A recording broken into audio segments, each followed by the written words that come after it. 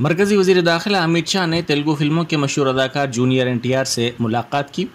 अगरचे के बीजेपी ने इसे खालिसतन गैर सगाली मुलाकात करार दिया है, ताहम सियासी हलकों में ये कयास आरइयाँ ज़ोरों पर हैं कि ज़ाफ़रानी जमात 2023 के इंतखाबात से पहले अदाकार को राग़िब करने की कोशिश कर रही है।